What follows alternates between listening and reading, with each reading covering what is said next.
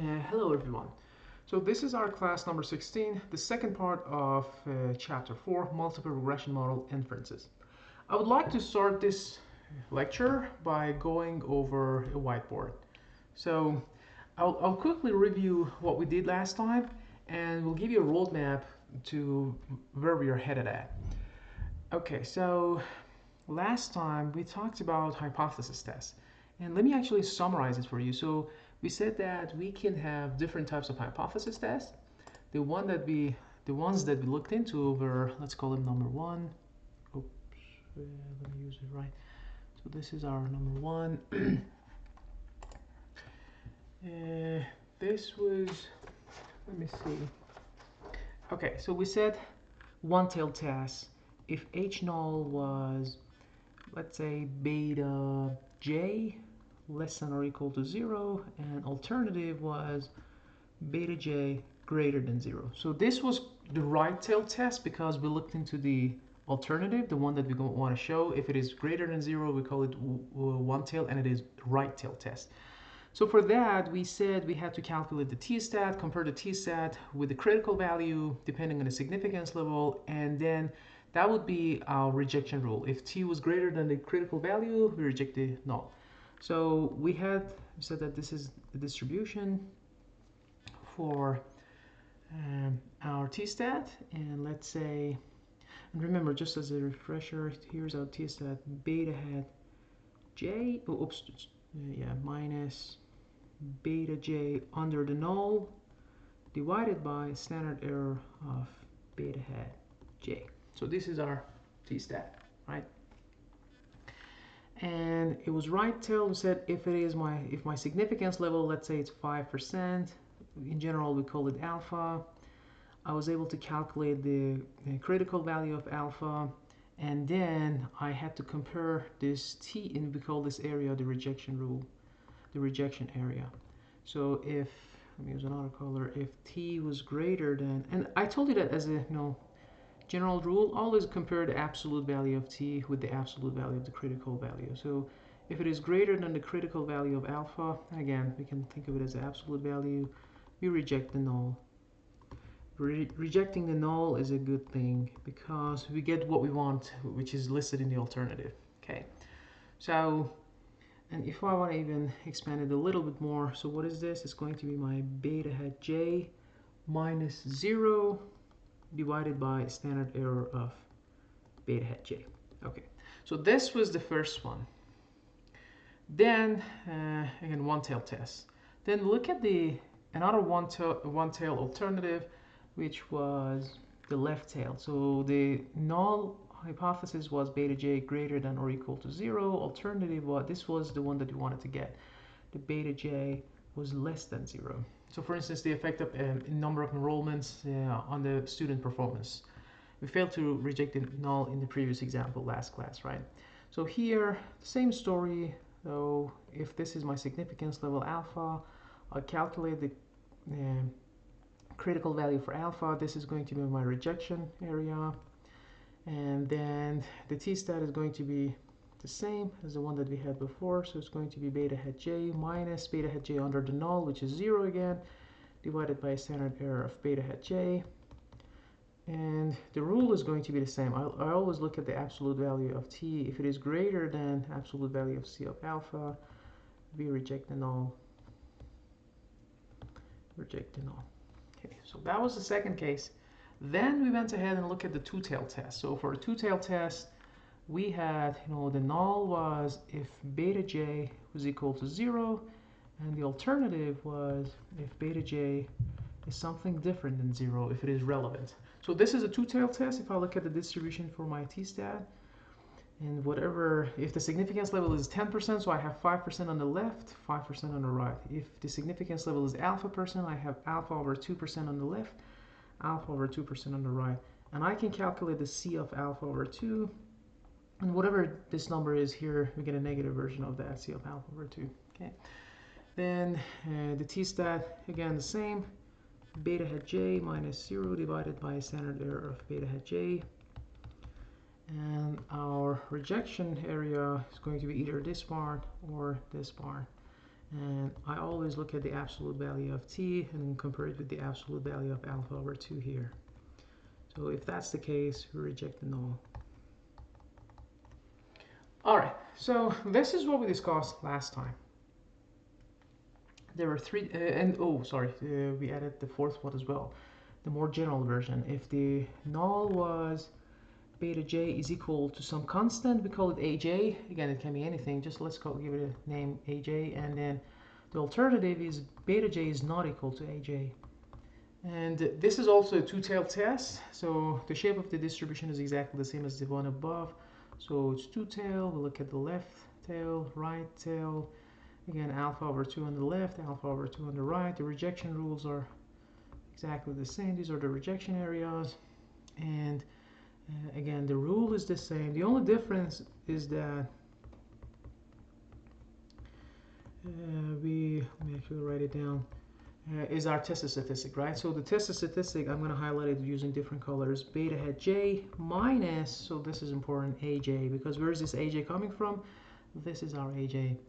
Population parameter under the null, and then divided by standard error of beta hat j.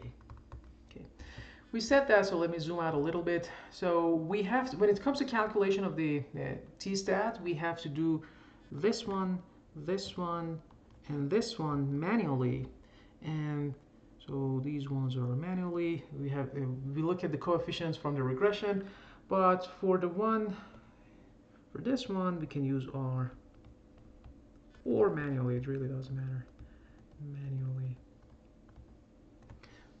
All right. Okay, so we're going to expand on these things because we need to consider 3 more cases, which I'll start exploring one or two of them today, and maybe 1 or 2 of them for the next class. So 5, 6, and 7th version. But so this is what we talked about last time, right? And when it comes to the rejection rules, we said that we have to compare the t-stats with the critical value, and the critical value was coming from our tolerance level. Now, today, I'm going to introduce you yet another concept, which is called p-value. And it is a corresponding value, corresponding significance level to your t-stat, okay? I know it sounds abstract, but basically the idea is that, you can figure out the outcome of a test if you reject or not reject the null by looking at basically doing it 2 different ways. First, you can compare the t-value with the t-stat with the critical value. The second, you can look at the p-values themselves.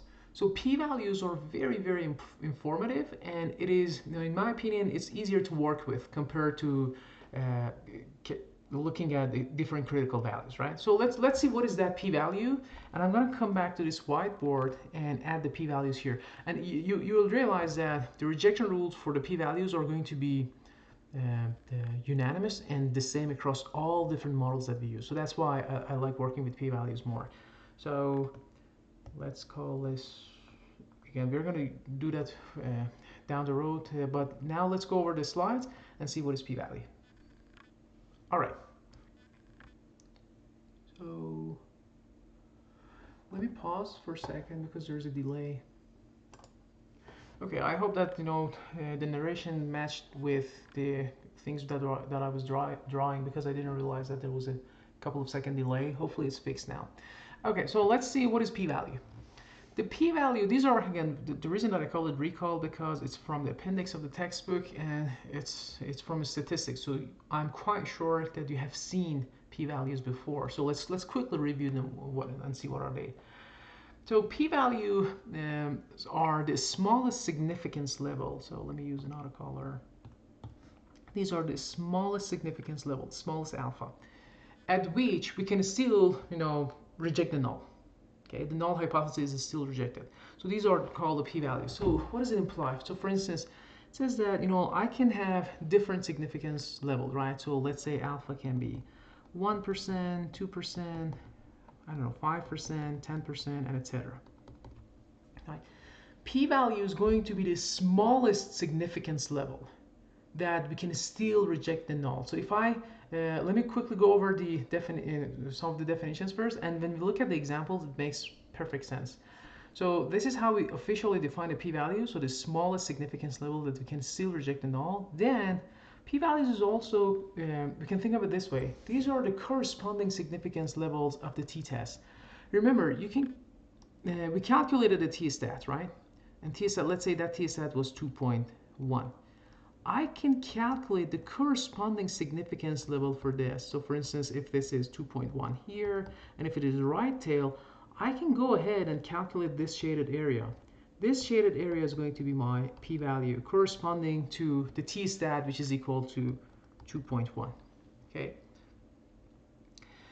And so this is, these are different, well, not different, these are the definitions of the p-value.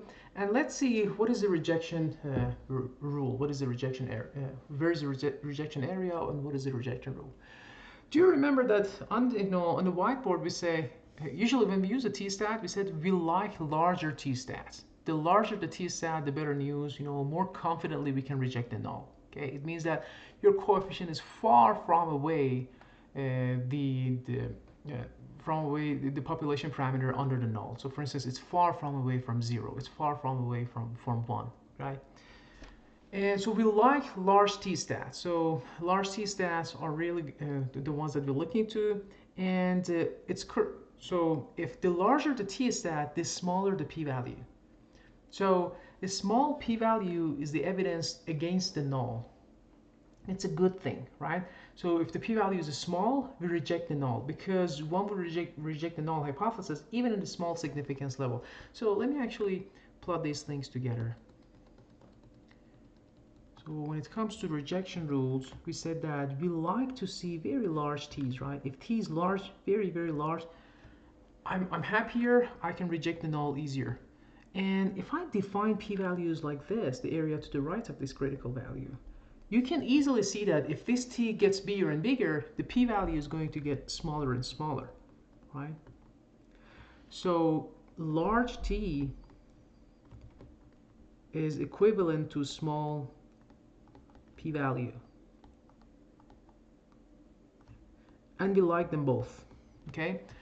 So, and again, they are going to, at the end of the day, they are going to tell you the same story. If you can reject the null by looking at the t-stat compared to critical value, it means that you could have rejected by simply looking at the p-value.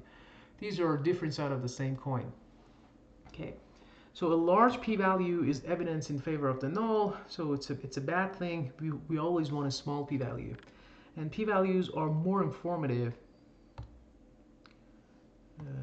P-values are more informative than tested statistics at fixed significance level. The reason is that p-value is going to exactly tell you what is that significance level that you're indifferent at. So for instance, if the p-value is 2.5, it means that if your tolerance level is exactly 2.5, you're indifferent between rejecting and not rejecting. But if your significance level is 1% and the p-value is 2.5, then it's a bad thing. You cannot reject the null because you were too conservative 1%, but your p-value was calculated as 2.5%, right? So the p-value is the significance level at which we are indifferent between rejecting and not rejecting the null. Now again, let's look at some plots and first see how we can calculate the p-value, and hopefully when we get to examples, everything is going to make more sense. In terms of calculation, it's not new. You have done this in your homework 2 or 3 when you were expected to calculate the areas under the curve, right? So we used, for example, if it was normal distribution, we use P norm. P stands for CDF, right? If it was T distribution, we use PT. Exactly the same story here. Let's say, I've been given some numbers in a regression, so I know what is beta hat J. I know what is the standard error. So I know these two numbers. I can easily read them from the output of the regression, right? I can go ahead and calculate the t-stat. Let's say that t-stat was equal to 1.52. So this is what we're doing here. Imagine the t-stat is 1.52, and then based on that t-stat, I want to calculate its corresponding p-value. How do I do that? So the p-value is going to be the area to the right of this, your test statistic. And how can I calculate the area to the right? That's the CDF. The area to the left is CDF. The area to the right is 1 minus CDF, right? So I hope that you remember these in discussions that we had in the statistic crash course that we did together. Okay, so if I want to calculate this red shaded area, I have to write this is equivalent to 1 minus CDF of 1.52, or it's basically telling you that what is the probability that T is greater than 1.52, right? The area under the curve. So it's equivalent to 1 minus CDF. And how do we do it in R? So for CDF, you remember the term that we used for CDF was P, right? So we use P for CDF. So 1 minus P, what is the distribution T? So what do I need for T distribution? First of all, I have to pass the number itself, so it's 1.52 our T-stat. And I also need to pass the degree of freedom. So whatever the degree of freedom is. So here, in this example, the degree of freedom, I think it's given to us or not. So let's assume n is 200. So if you go ahead and use, let's say degree of freedom is n minus k minus 1. It's not a specific, but because 200 number is large enough, if you do 198, you will get this number. So this is how we calculate the p-value. If it is right tail test, the same story, how we calculate the p-value. If it is left tail test, it's easier, right? It's going to be the pt of simply pass the number, your t-value, your t-stat, and the degree of freedom. Oh yeah, we have the degree of freedom here, it's 19. So for that case, if you just type in this equation in R, you will get 0.023. Okay, so one tail, actually right tail test, left tail alternative or test, and then for two tail, as you can guess, we calculate one area and multiply it by 2. Okay, so let's say you went ahead and calculated your t-stat. T-stat turns out to be 2. If I tell you what is the corresponding p-value for two-tailed tests, you have to quickly go ahead and draw this distribution, say, okay, here's 2, here's minus 2. So the question is asking about these areas. So this is my p-value. How can I calculate this? So we can either calculate this one multiplied by 2 because it's symmetric, or this one multiplied by 2. So let's do it both ways. So let me actually start by here. Well, this is easier, right? This is going to be my CDF of 2 minus 2 multiplied by 2, right? So if I calculate the CDF minus 2, it gives me this red shaded area. If I multiply it by 2, so it's basically both of them, both the red shaded areas. Now let's do it this way. So what is this? 1 minus CDF of 2, right? If I multiply the entire thing by 2, I get the red shaded area. So the answer to this one and this one is going to be exactly the same. Again, we have done lots of practices in homework 2, I believe. And if you need a refresher, please watch the lecture videos for that class. So here, let's say we are using, let's say, we have the number of observation, we have degree of freedom, and I'm telling you that the corresponding significance level for the t-value is 3%. So what is going to be the p-value? 2 multiply of these 3%. So the p-value is going to be 6%. Okay. Now, then I have to decide either I want to reject the null or not. So we always said that regardless if it is one-tailed or two-tailed, we like a smaller p-value. So if the p-values are small, we reject the null. So let me use blue.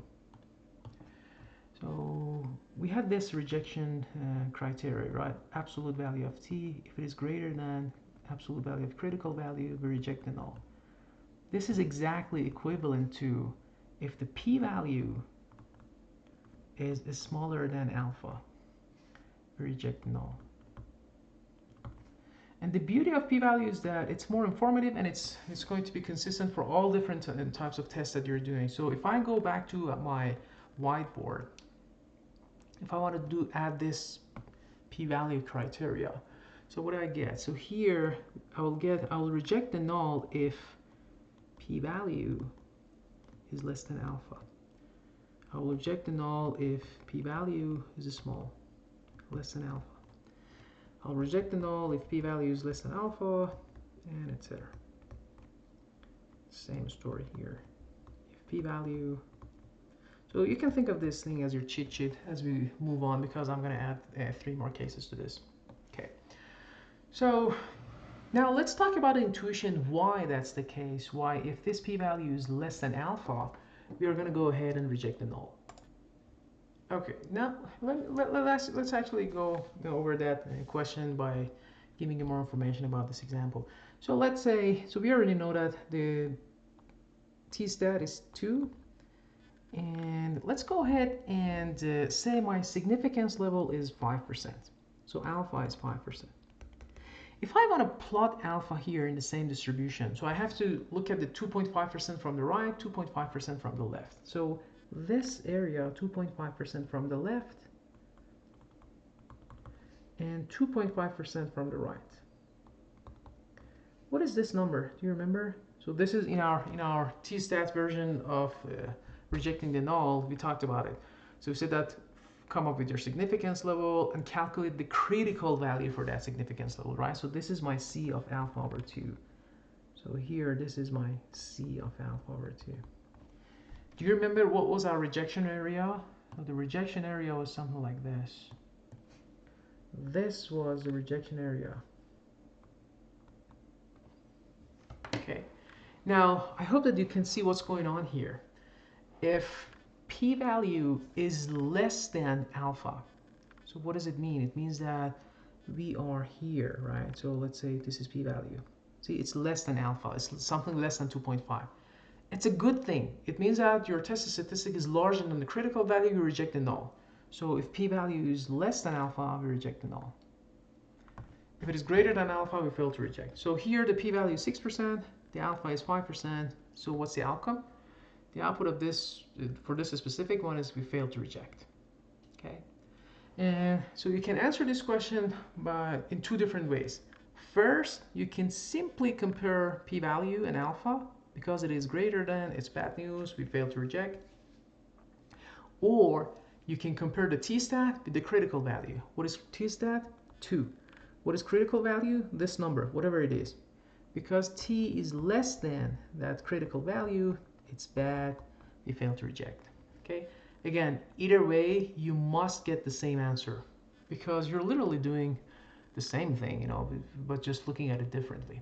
Okay, hope this is clear. Maybe when I come to the class, if there's any confusion, I'll talk about this one more. But basically, this is some basic reviews from statistics course. Okay. Now that we know how we determine if your coefficient, if your beta hat j is significant, let's talk about different types of significancy. We have something called economic or practical significance versus a statistical significance. What we've been talking so far is a statistical significance. So when I say that, for instance, the beta hat for education is statistically significant, this means that it's literally a statistically significant. So I'm not telling anything about the magnitude of it. I'm not telling you anything about the economic interpretation of that, right? I just say that it is statistically significant. It means that if you take that number divided by standard deviation, you get a large t-stat. Good news, is statistically relevant. But let's see if it is economically or practically relevant as well or not. In order to give you some example, maybe an example will be helpful here. So let's say I'm making up some numbers. I'm gonna say that, do you remember that interest rate versus height example that we had at the beginning of the semester? So interest rate was a function of a constant plus the height of Fed chair. Let's say we don't know what else. Well, let's say we're interested in this height.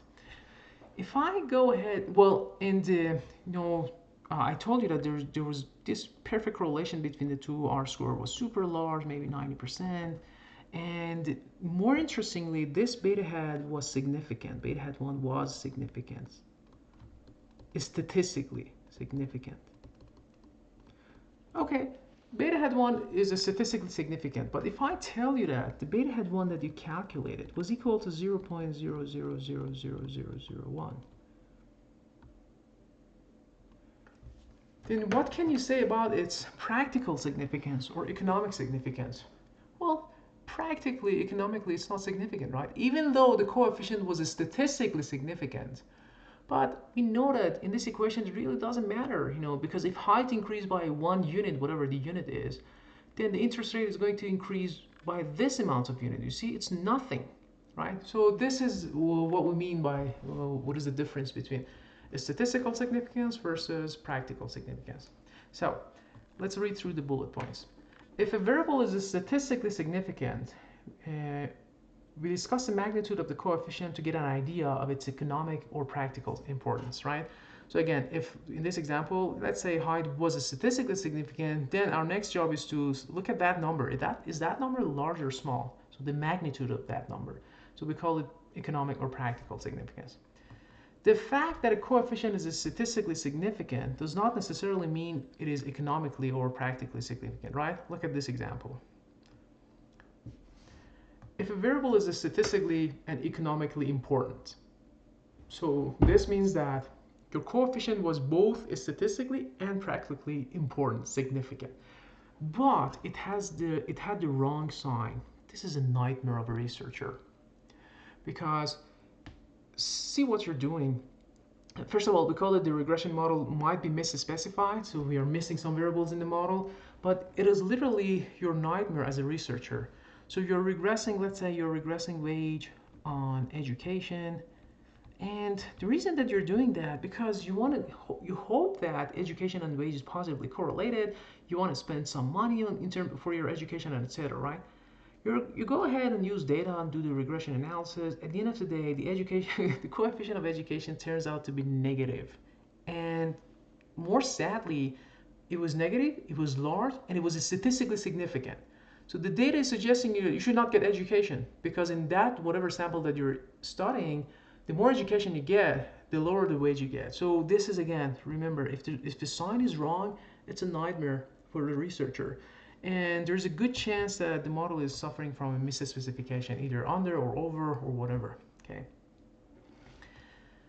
Okay, now if a variable is not statistically significant at some usual level, let's say 10%, 5%, 1%, you might, okay, this is you may think of dropping it from the regression. I don't want you to jump into the conclusion and say that if one variable was not significant, just go ahead and drop it, because later on we're going to talk about joint significance. Because maybe one variable individually is not significant, but if you add a bunch of other variables to that and study them together, they're jointly significant. For now, we're going to say that if you had something like this, y, x1, and x2 turns out to be not statistically significant. So what does it mean? It means that beta 2 was equal to 0. Again, you may think that dropping x2 is going to be a good idea. We talked about this thing, dropping an irrelevant variable. What will happen to beta hat 1? Nothing. It's going to be unbiased. What will happen to x1? The variance of beta hat 1 depends if there's a correlation between x1 or not. If there is, it will reduce the variance. If there's not, no change, right? So for now, I want you to think of it this way. Okay, if it is not statistically significant, it is a good candidate to be dropped from the model. But do not jump into conclusion, because we have more things to do with that. And however, if the sample size is small, the effect might be imprecisely estimated, so that the case for dropping insignificant variable is less strong. So here's another reason that you should not jump into conclusion and dropping this x2. Maybe the sample size was small. I know that if I increase the sample size, I get more variation, and there's a good chance that my insignificant variable become significant. So I should not drop it from the model, especially if that variable that you're studying and is a relevant one. So for instance, I'm regressing wage on education and let's say gender. We went ahead, used data, and the coefficient for gender turns out not to be significant. But this is a very interesting and exciting question. You want to answer that. Even though it's not significant, you keep it in the model, you add more explanatory variable or drop some of the other explanatory variable to make sure that you play around with the model until you get a significant coefficient for this gender. It may or may not happen, okay? Hopefully it will happen, and then you have a good story, consistent story for your model, and etc. But if it didn't happen, it is what it is. It is what the data is suggesting. So maybe gender was not significant, okay? All right, so let's stop here. And in the next video, I'm going to talk about another topic, which is confidence intervals.